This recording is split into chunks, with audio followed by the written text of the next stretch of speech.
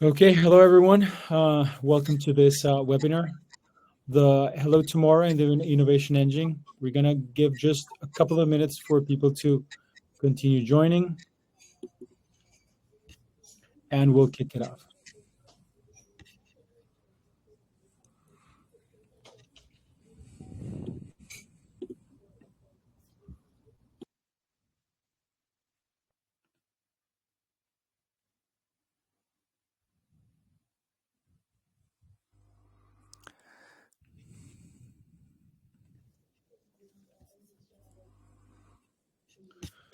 Okay, so welcome again, and very glad to have you here and to have the great panel that we have for you today.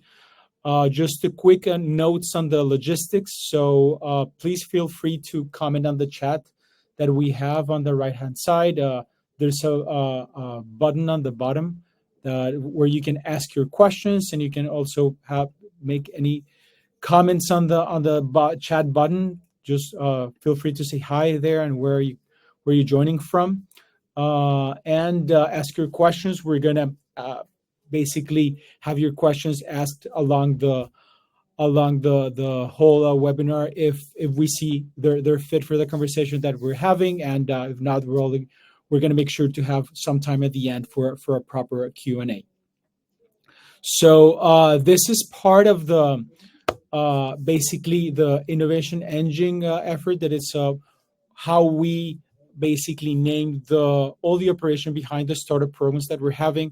So today we're here to know a bit more about what's going out there on the AI scene. We, of course, hear a lot of buzz going around, but basically today, one of the missions is to start digging a bit of how to bring this a bit to reality, mostly on the corporate side. There are many startups that are coming up every day, and the idea is to start seeing how do we leverage all this technology that is coming. It's coming on in the future, and actually already now. So a bit about Hello Tomorrow for those of you who don't know much about us. So we've been around for a bit more over than a decade, and our interest is to bring all this innovations from lab to market and support all the companies that are working on deep tech and they want to basically develop impactful innovation with all this scientific development that has been happening in the labs. How do we bring that to reality? So we've been doing that through our flagship event, our global summit each year. We have this consulting initiatives for corporates, and more recently, the startup programs for startups. So we have developed for that specifically the innovation engine. So it's basically for companies to join our community. It's a corporate hub for companies to join, meet the startups that we have in our cohort, learn about all what's happening on open innovation, learn from peer-to-peers, and showcase leadership through what we basically the trend forecasting that we do, the startup programs that we have, and basically sharing with the other partners of our program. And this is we host webinars like this open to the public, but we also have basically dedicated workshops on each topic. The first topic that we have starting this late year is artificial intelligence. So we're kicking off our startup program on that in October, where IBM is part of. Then we have medical biotech. We have renewable energies in March next year. And for June 2025, we're going to have food and agri-tech. So feel free to reach to us if anything of this is of interest of you. So, and digging into what we have come for here today, let me introduce you to our panel. So we have first Daisy Sarne. She's a global partnership leader from IBM. We have Nicolas Blanchon. He's founder from the Fresque here in France. We have Prabhakar Sidambaram, that he's life science and AI expert in Hello Tomorrow. So I'm just going to leave a minute for each of them to give a quick presentation before we take it away. Daisy, we can start with you. Sure. Yeah. Hello, everyone, and thanks for joining. Like Juan said, I am a global partnership leader here at IBM. I'm based in New York, but I work with startups all over the globe. And really what my day-to-day looks like is enabling them to build partnerships with IBM and then our IBM ecosystem. So even further to our enterprises, our different business units. I work with startups of all sizes. So, I have conversations with folks that are pre-seed or bootstrapped all the way to some startup founders that are, considering an exit, considering an IPO, our Series DE beyond. So I get the whole gamut. Before I joined IBM, I was at Amazon Web Services, where I was building partnerships with AI startups specifically. And before AWS, I was at a late stage startup. So really my expertise is around leveraging AI for scale, building partnerships with big players like Amazon and IBM, and really enabling startups to leverage the power of those enterprise partnerships to drive go-to-market. So looking forward to the conversation. Thank you very much, Daisy. And then we can hear a bit from Nicolas Blanchon. Yes, hello. Well, thank you, Prabhakar and Juan, for the invitation. I'm glad to be there. And thank you, everyone, to join this webinar.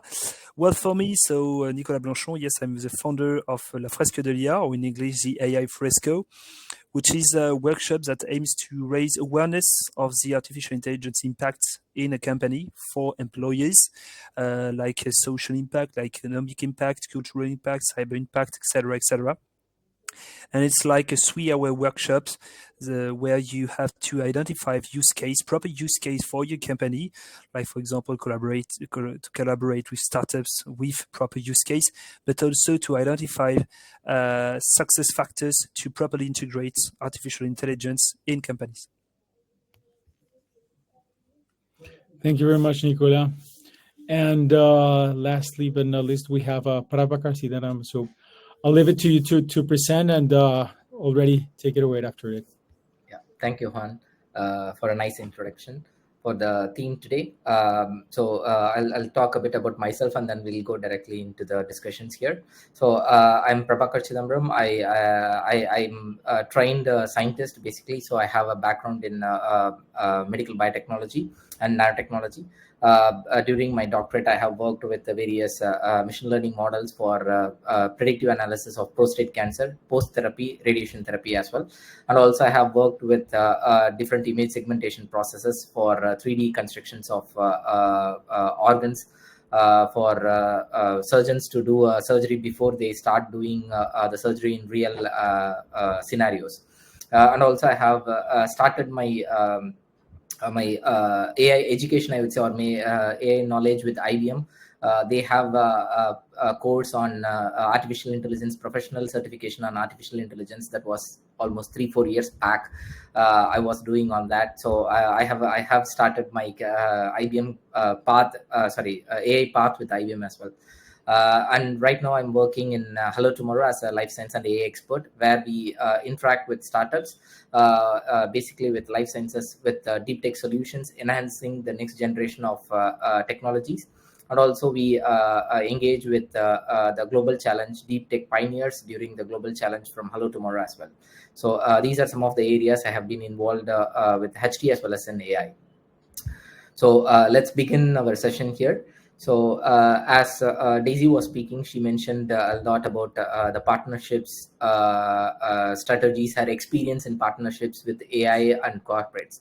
So maybe I'll start with something on similar aspects, like what do you think is the most important factors that when selecting an AI startup for collaboration, from a corporate perspective or from a corporate standpoint, what do you think are the important factors or key criteria that look into AI startups? Yeah, good question. So one thing that our team looks at when we're figuring out, is this a good startup to partner with? Is this partnership going to be fruitful? We think about, one, obviously, is there product market fit in their solution? Or if they're pre-product market fit, which happens a lot, especially in the AI space as different startups are coming to fruition, we're thinking about, can IBM play a role in helping them find that product market fit? Do we have expertise in these certain verticals? Have we been in this vertical or this technology space for a while? So identifying those really, clear opportunities for synergy. I would say the other piece which with the layer of AI, it's everyone's talking about AI and upskilling themselves.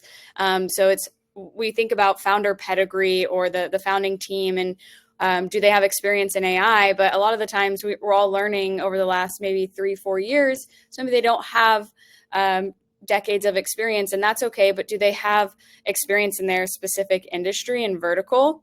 I find that really exciting because then we can take our expertise of AI, our decades of experience there, and say, okay, you know healthcare really well. Here's where we might be able to come in and help you accelerate leveraging AI. Or for example, if they're in shipping and logistics, if they've been in that for multiple decades, are there areas for AI to play a role?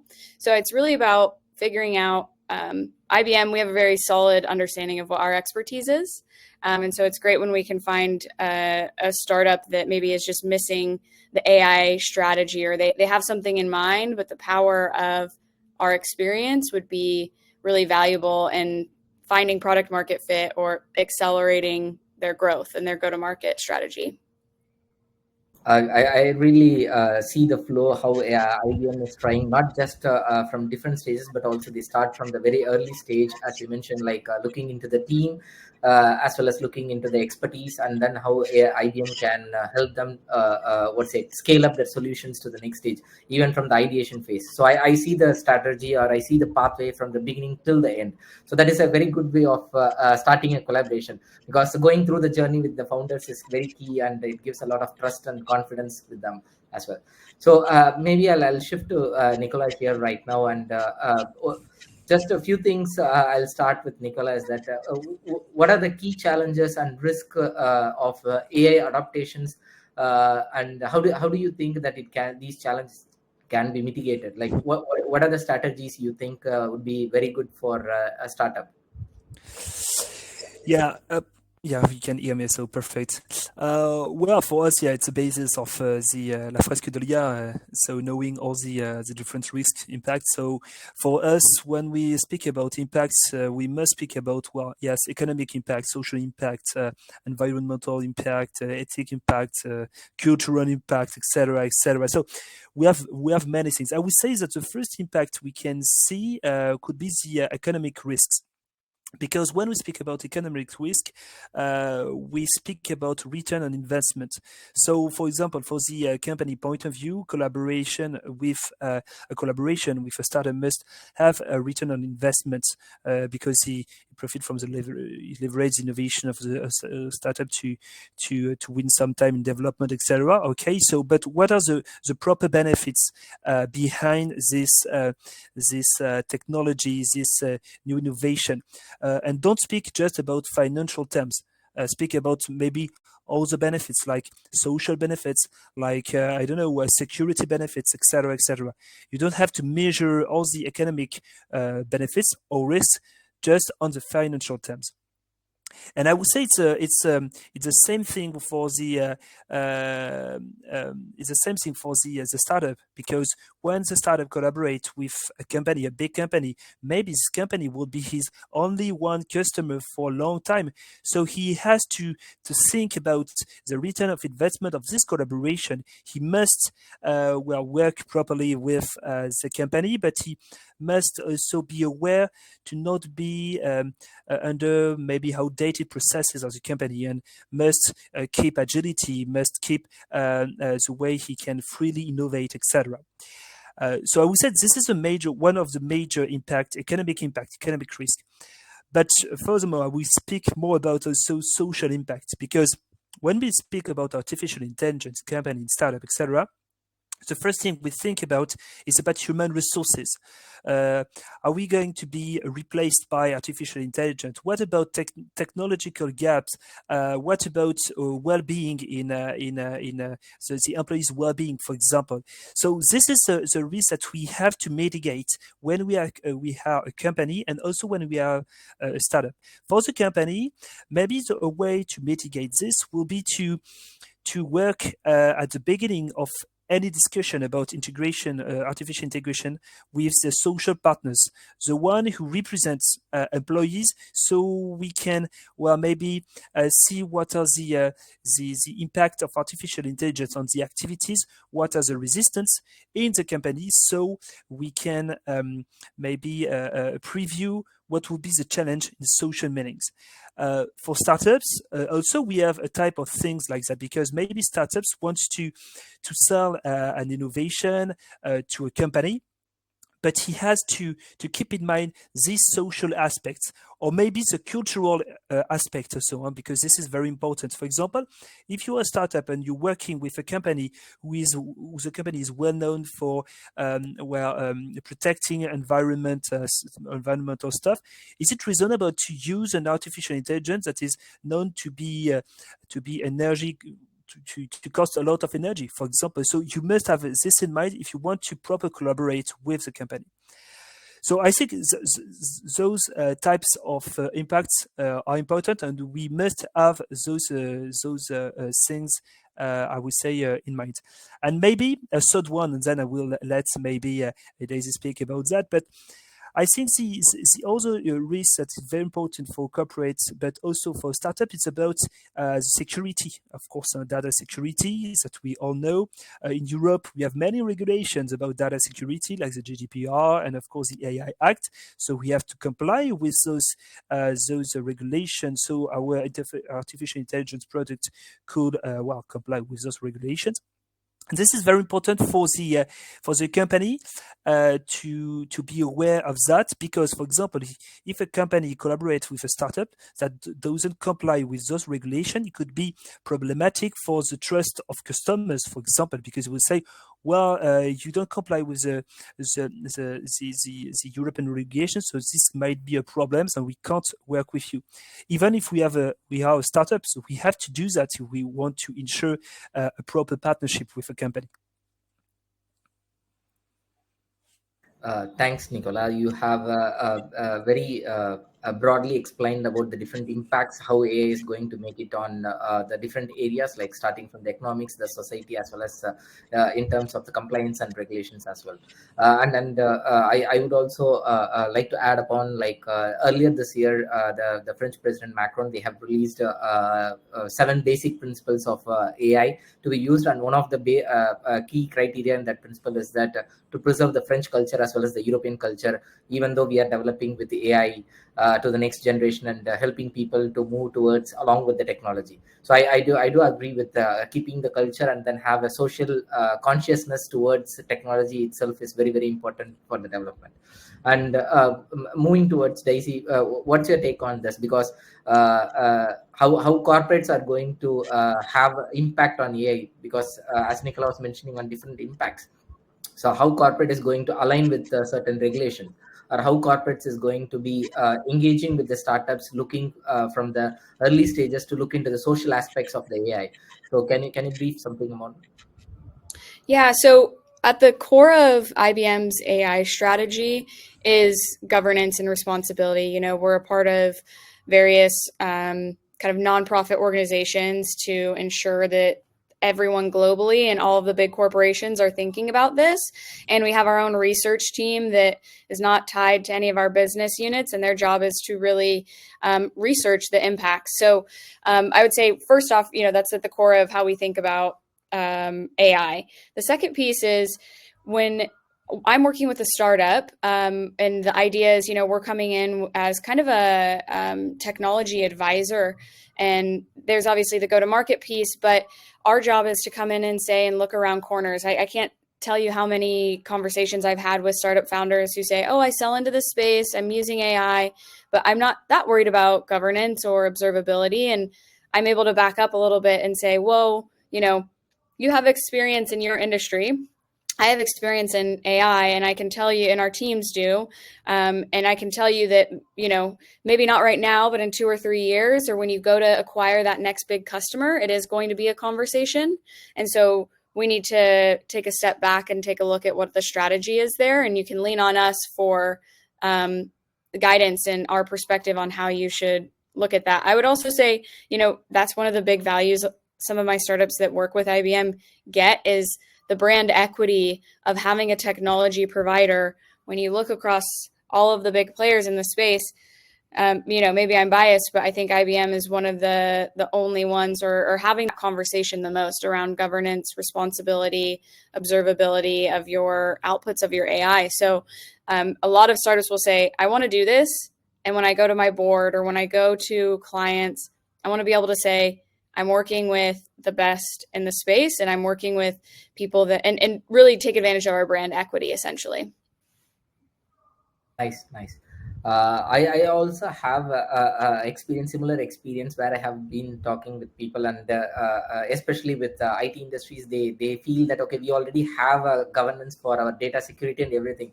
What difference is going to make it with the AI? But they don't understand the data usage and the data pipeline with the regular IT industry is completely different from what AI industry is going to do, either from startup side or even from a corporate perspective. So the governance, I completely agree on. The governance has to be very critical, even from the very beginning when they start to integrate AI into their systems, which is going to impact not just the society, but also the people who are working in the AI sectors as well. So I really understand, and it's a very strong point that you are making here, and I feel that that the startups are going to get a lot more in terms of how they are going to handle the AI, because as a researcher or as a startup, they are more interested in developing the model, but there should be a governance team to guide them. Okay, these are the responsible ways of handling the data, either in fashion industry or even in healthcare industry. These are critical informations that they are handling. So there should be definitely a governance body in the system to guideline them in a perfect way. I'll move on to the questions like what do you look into the challenges which is the corporates have with AI startups collaborating or for a tailored solution addressing on a specific industrial challenges?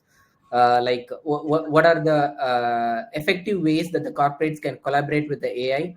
Let's say if they are doing, you already mentioned that, okay, if it is a healthcare, we help them with our expertise, how we are going to. So can you explain in detail, like how the help or how the guidance would come from? Yeah, I'll say just from our perspective at IBM, and I did this at AWS as well. We have leaders and experts that have been at IBM, and maybe they're not focused on a specific industry, but they have decades of experience in a specific vertical.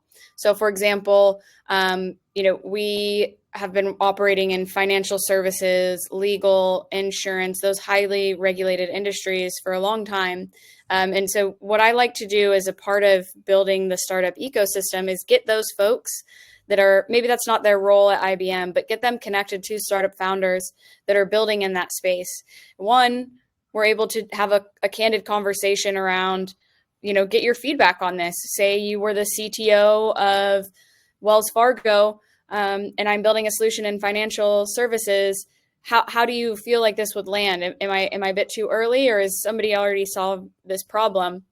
And help us look around corners in terms of go-to-market. So that's one of the big values of building, if you're a startup and you're building corporate partnerships, tapping on multiple people within the organization. So I love that part of my job. But then also from a technology perspective, helping them build industry-specific solutions. So, in AI, there are so many large language models, and some of them are really good at specific use cases. And, there's probably a few models that I can name that everyone's familiar with that they maybe have on their phone and they use day to day. But maybe that's not the best use case for if you're selling into a financial service company. Maybe there's a better purpose-built, fit for purpose, if you will, large language model. And so I think using corporates that have experience and aren't just using the most common consumer large language model will really help folks build tailored AI solutions that are specific to not only their use case, but the industry that they're operating in. Because the reality is there are startups that are using different large language models, and that's what's going to set them apart. And at the end of the day, the goal for me as a partnerships leader is when my startups are successful, it's not just, okay, they've signed up for our partner program, but are they growing into the next unicorn or enterprise is what we're all hoping for. I totally agree with Daisy. We must not forget that when we speak about a startup, it's a young company. While the corporation would like to work with a startup is maybe a more mature companies that have some expertise, etc. And we must not forget also that a startup have to reassure companies, people on the sustainability of its activities. So for that, he has to focus on what Daisy said, of course, like expertise, show proof of his product that is properly user-centered, etc., etc.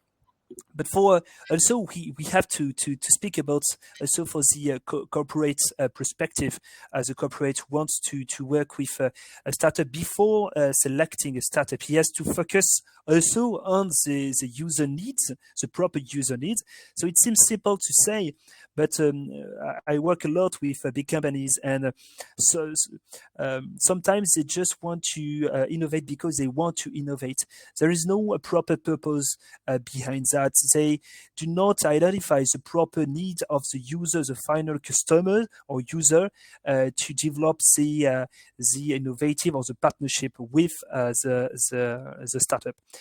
And also, maybe something very important also when you are on the side of the corporate and you want to develop something specific to your industry, you must also innovate, be creative. And for that, you must have an innovative culture, a data mindset in your company. So it could be more easier to think about new ways of innovative things, specific things. And maybe you can use also artificial intelligence to help you in that. It's what we called in French the pensée divergente, the divergent thinking, I would say in English. That is very interesting and can help to find new solutions that are specific to industries. The divergent thinkings, like you have two concepts that seems opposed in their definition manners, but with artificial intelligence, the tool will offer like another perspective, another objective see of the problem, and for the two opposites notion, you will find something coherent. So you can use this to find new solution, to help you find new solution, and to more collaborate with this technology and other people in teams.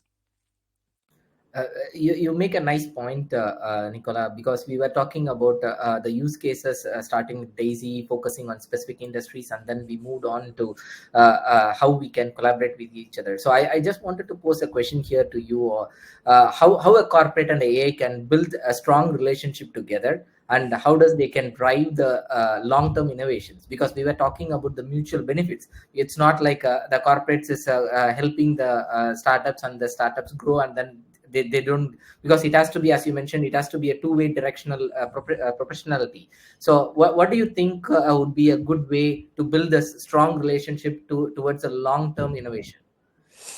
Well, I think we have to speak about two words: transparency and ensuring reciprocal commitments.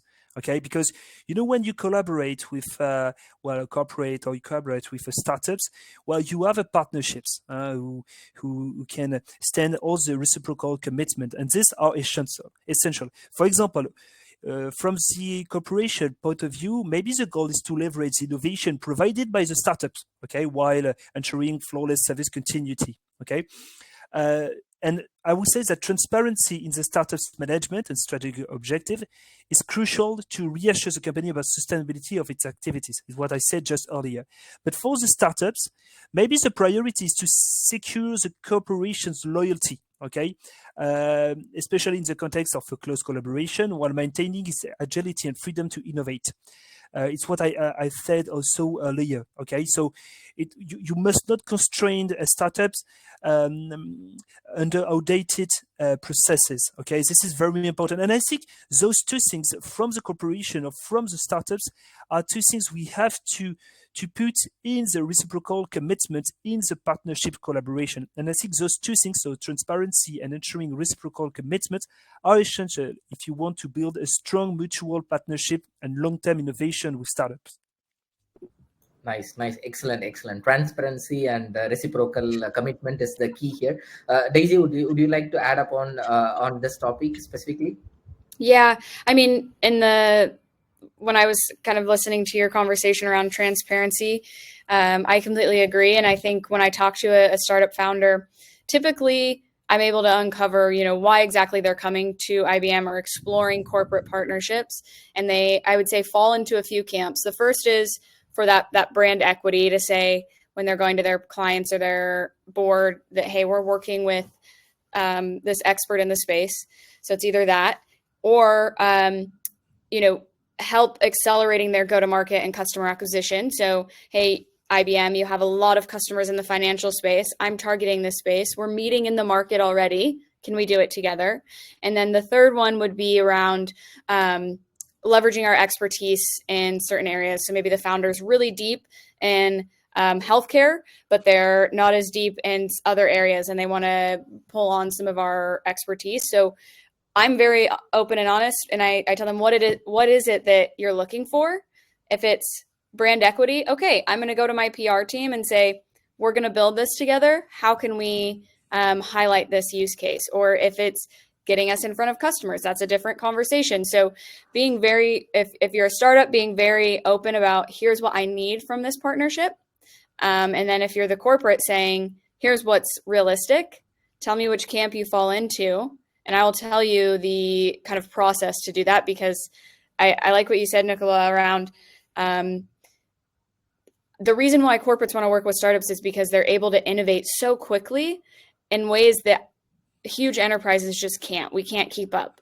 And I feel like over the last probably 5-10 years, we're starting to see enterprises more willing to take that innovation and work with that innovation, instead of saying, okay, I need a solution that's been in the market for 15 years.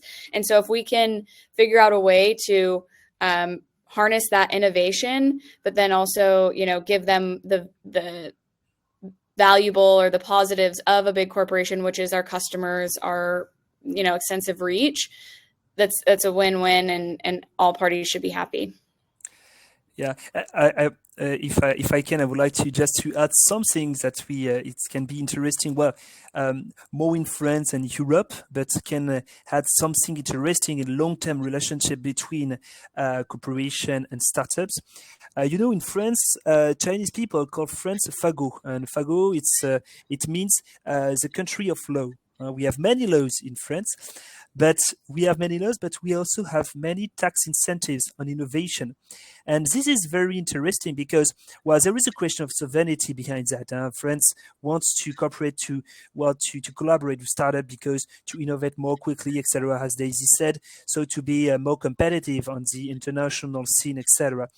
And they put, like, for example, the research incentive tax or the innovative incentive tax that are easy to put in the company and can be used on the collaboration between startups and companies. So this permits, because of the public government, to assure a more long-term partnerships also between those two companies, corporate and startup.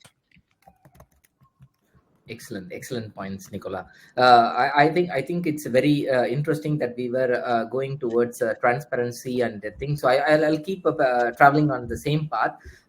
So what do you think could be the role of data security and privacy plays in terms of transparency between the corporates and startup collaboration? Because that's where there is going to be like, okay, what data that I'm going to use, do I need to expand that to the corporates, or corporates doesn't look into there? Because this is where the transparency starts to really shine upon.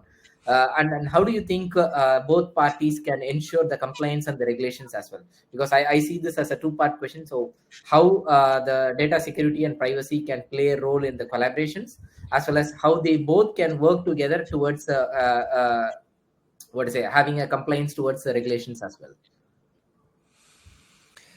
Well, I think it's a very important question to speak about data privacy, of course. So I will speak more about France and Europe, because I know this part of the world. I don't know really the other parts of the world for the companies. Actually, was speaking about regulation, etc., etc. As I said earlier, well, data privacy is just very important just for the business objective of a corporation or startup. For example, if you put on market a solution that doesn't respect GDPR regulation, AI Act regulations today, it will be very problematic for the company working with the startup, but also for the customers if we speak about an external product, because they will say, what? So my personal data are used in this company without any compliance to the regulation. So it could be problematic, and for the company, it's a worst thing that we can have, of course, for their activity. So this is, I would say, a major part. But we also have to speak about maybe data privacy when we use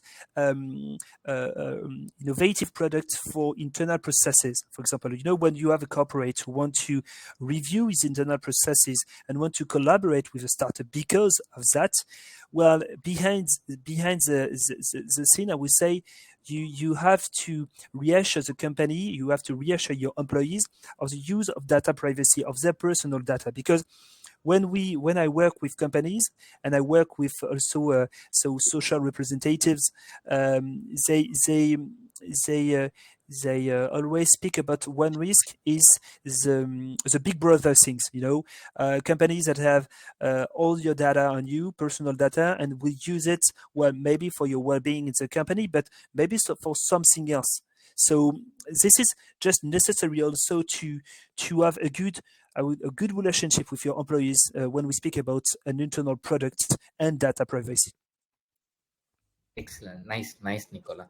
And Nicola has very strong points about data privacy and how the collaboration between the startups and the corporates has to be in terms of enhancing the data security and how the usage of data should be carried out by both the corporates. He was focusing more on the corporate side, like what kind of regulations they need to follow upon and everything.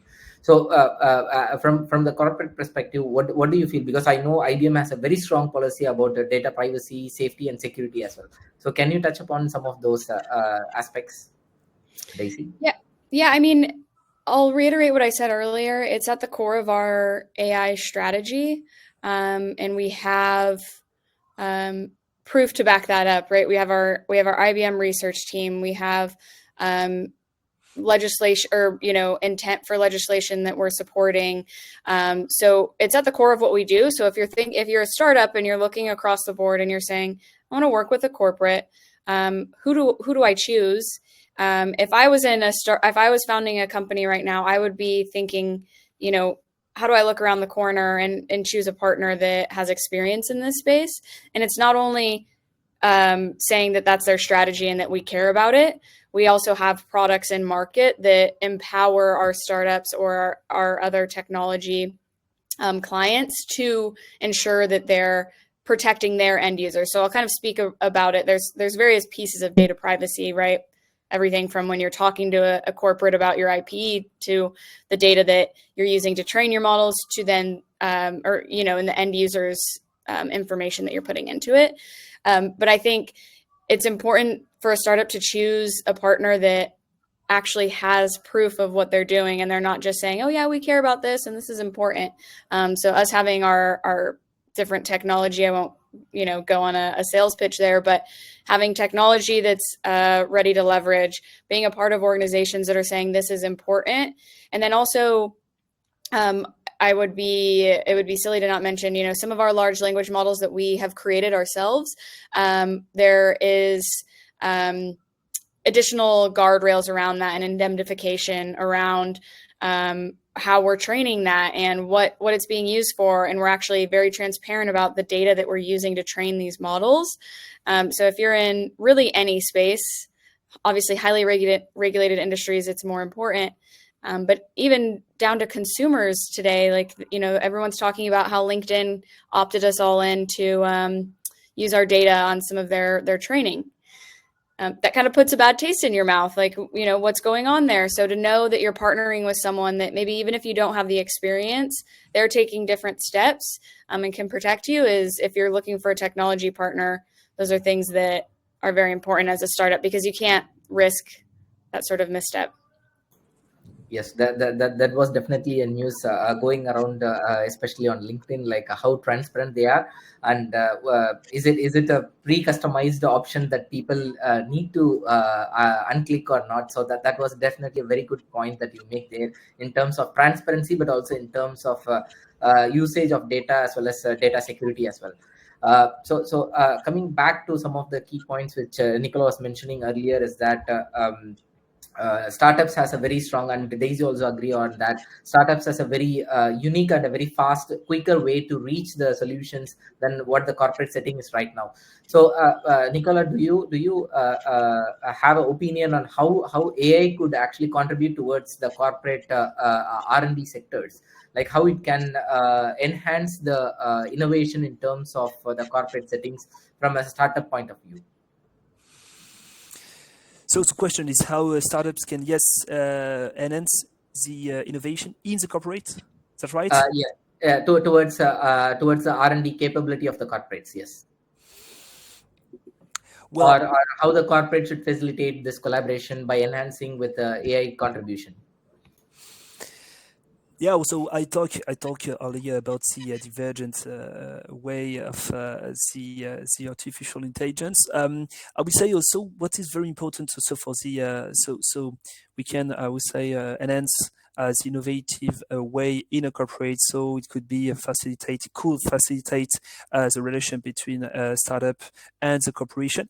Well, the corporation has to be prepared for that. It's not natural. Believe me, because I work with many companies and they want to innovate. You have the board who want to innovate, etc. Okay, perfect. But when we dig deeper in the company, we can see many things. We can see like cultural problems. We can see organizational problems. You have old people, you have young people. You have also an existing IT infrastructure that you have to take into account, etc., etc. So I would say that could help this collaboration. We have to prepare the company on those 4 pillars maybe. The first one is, well, you have to see what is the commercial objective, what is the growth objective, why you want to collaborate with startups, with corporation, of course. You must have a reason. What are the benefits for my employees? What are the benefits for my customers, etc., etc. You have also to ensure the compatibility with your existing IT infrastructure. Of course, this is very important because if you want to build a long-term partnership with the startups for your external product, for your internal processes, well, you must check if the startup can evolve with your existing IT infrastructure to avoid maybe actual conflict, to avoid also costs, etc., etc. You must also take in part and see the compatibility with the internal and external culture. So I talked about it earlier, but this is very important. I took as the example of a company who is very responsible of the environment and also wants to innovate and take maybe a big large language model that cost a lot to energy, to environment, etc. Is it reasonable? For the internal perspective also, as I talked about it earlier, you have maybe resistance from your employees, so you must maybe make a map of those resistance and prepare maybe a better data mindset, a better culture of innovation, and treat all those resistance maybe with workshops like La Fresque de Lien. It's one of the purpose of La Fresque de Lien, of course, is to talk about those impacts and to treat them before having a proper innovation culture or data mindset. And I would say, and we talked about it earlier, it's the compliance. Of course, we have to be compliant with all the regulation, with also the public regulations, but also the corporate regulations, the startup regulations, etc., etc. So to answer your question, I would say I think it's a bit it's a part of those 4 pillars. Speaking about commercial objective, speaking about IT infrastructure, speaking about culture, speaking about compliance. Thanks, Nicola. Nicolas touched upon a very sensitive topic here about the conflicts between the startups and the corporates. So, from a corporate experience, how do you mitigate this, and how do you ensure that the alignments of the goals and the expectations, so that they don't have a conflicts of interest between them? So Daisy, anything on that? Yeah, I mean, I think one thing to underscore is obviously this is, my day-to-day job. That's what I get paid to do. But the purpose of building these startup ecosystems isn't just the KPIs that I'm tracking towards. It's really like I have so many conversations with startup, I wouldn't call them accelerators, but they're people that are in the space that provide mentorship, and they're connectors. And I love that part of my job. And so know that, that's not tied to a KPI, but it's really important to foster that community because word of mouth is so important. So, a lot of times I'll have conversations with folks, and, if there is some sort of conflict, are there other people outside of IBM that I can get them connected to? And how can I just support them regardless? Because who knows, 5 years from now, which I work with a lot of companies that have pivoted recently, especially in the data and AI space, maybe that conflict won't be there. And it's so important to support startups as a corporate beyond what they're going to invest in the partnership with you, because ultimately the better the ecosystem, the more opportunity for partnership. So that's the biggest thing that I do is, obviously transparency. We've talked about that is super important. If there is some sort of conflict, is there somebody else in the ecosystem that would be valuable to them? I make a lot of connections to people outside of IBM. Of course, leverage as many IBMers as I can, but over the years, I've gained a pretty big network that can provide connections to VCs, guidance in certain industries. So I try to do that where possible, and remember that at the end of the day, we're building an ecosystem, and it's more than just what our day-to-day looks like. Yeah, I think it's very interesting what you're saying, Daisy, because when we speak about corporate and we speak about startup, we have 2 completely different way of working. Okay, so we have on one hand a big company with internal processes, maybe multiple employees, maybe multiple thousand employees, etc. And the other hand, you have a startup maybe with just 2 guys or 1 guys or maybe 10 guys, etc. So we have 2 totally different worlds. So I think Daisy, your role is very important when you made maybe the bridge between those 2 worlds, because we have a different type of language. Okay, we have a startup who wants to go very fast, who doesn't have any internal processes that can restrain as innovation, and the other hand, you have maybe guys who are excited about innovation, but they have to follow cooperation processes, internal processes. So I think it's a bit difficult to 2 companies like that to work together without thinking about the compatibility of language between them and the compatibility of culture, of course. I really understand that, and it's quite interesting because I would like to add one more aspect to the bridge, because it's not just between the startups and the corporates, as Daisy was mentioning, it's also with the investors. So their expectation is completely different from what a corporate is expecting from a startup and a startup is expecting from a corporate. So it's not easy to have this connection, like interconnect people with the same ideology and then bringing them together in the same plane. So that is very, very critical, and it's been great that Daisy has been involved over there, managing all those different aspects and different dimensions of the same ecosystem. So from maybe we are almost kind of getting close to the end, but still there are some few interesting topics we were discussing here. So maybe I'll just touch upon few of those topics as well. So we were discussing about the expectations of the corporates as well as the startups. So how do the initial talks between the startup and the corporate should happen? Like we talked about the transparency. Of course, the corporates has to be transparent about what they are expecting from the startup, and also the startup should be very transparent about what they are looking into. But how do we align with the ideologies between the startup as well as the corporate? Because as we were talking about, Nicola was focusing more in terms of Europe, but then the culture is completely different in other regions of the world.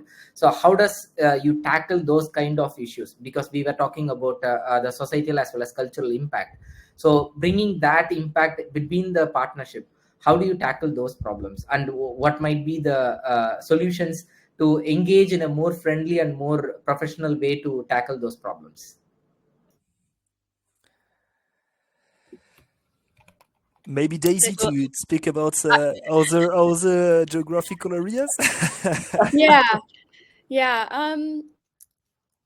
I think it comes back to what we talked about earlier. I can say an example of when I was at AWS. I had a client that I worked with that was based out of Sweden, and we were hoping to build a partnership, and we had conversations for, it felt like years. And I loved working with that team. And at the end of the day, there was some friendly competition in the direction we were looking to take things. They were focused on edge devices. We were focused on the cloud, obviously, at AWS. And so I think the biggest kind of learning or idea that I leverage is understanding that their goal is very different than what my goal at a corporation or a big enterprise looks like. And it's a very different environment.